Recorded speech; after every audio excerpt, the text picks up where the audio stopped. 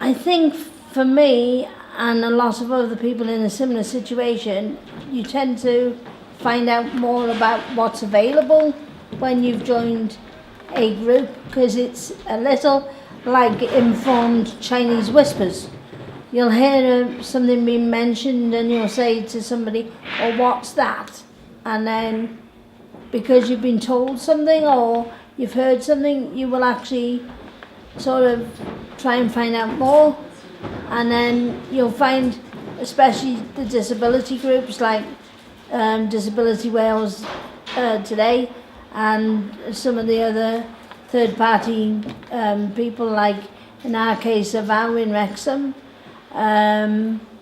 you'll find out you can get signposted finding out more information, and that's how you sort of build your knowledge up about what you're doing, and then you make decisions about whether you think it's going to be at all suitable for yourself then.